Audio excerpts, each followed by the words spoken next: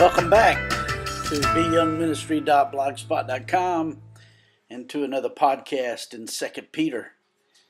Today we are in chapter 2, verses 1 through 3, which reads, "But there were also false prophets among the people, just as there will be false prophets among you.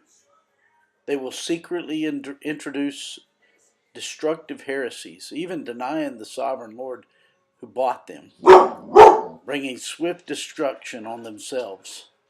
Many will follow their depraved conduct and will bring the way of truth into disrepute. In their greed, these teachers will exploit you with fabricated stories.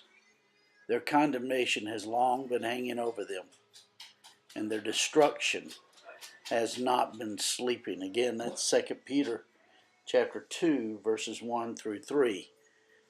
I'm sure you can hear my son's chocolate lab in the background. Her name is Staley. She's protecting the house.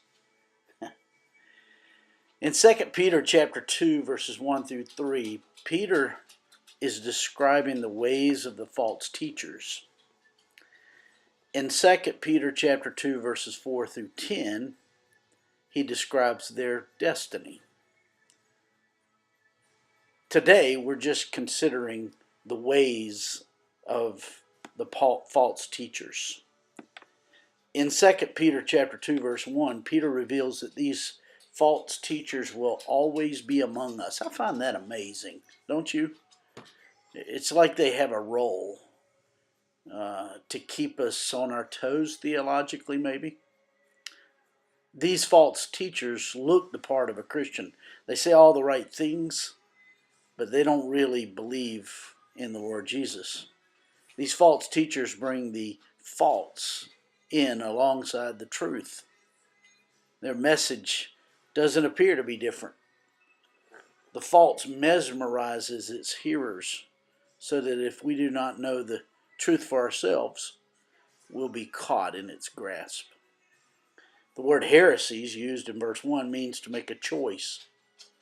The writers of the Bible use this term because to them any choice other than the gospel of the Lord Jesus was heresy. That brings up a point. What we believe about the cross of Jesus Christ is really the bottom line choice. Everything else builds on that. Peter tells us these false teachers deny the sovereign Lord who bought them. In verse 2, Peter describes the morality of these false teachers. Many will follow their depraved conduct and will bring the way of truth into disrepute.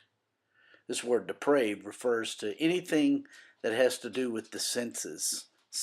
And sensual people base their lives on what tastes good, what looks good, what feels good. Such people live for the now. They want now money, now cars, now clothes, now prestige, now power. Power, fame, and the latest fad is the focus of the sensual person's thinking. They use people to win things instead of using things to win people to Christ. In verse 3, we see they exploit the people's hunger for God. They will spiritually rip them off with plastic words. Our word plastic comes from the Greek word which is translated here as false. They tell people what they want to hear. They manufacture words in order to appeal to them, and they will, as a result, exploit them. Peter says their condemnation has long been hanging over them, and their destruction has not been sleeping. The sad thing is God will judge people who live out of that sort of lifestyle. Those people who teach others to live out of their sensuality. God tells us his judgment will not go down with the sun. That is the S-U-N. Hey, I trust these podcasts are helpful to you in your walk with the Lord. If I can be of help to you, don't hesitate to send me an email at beyoungministry@gmail.com. Hey, I trust you have a great day.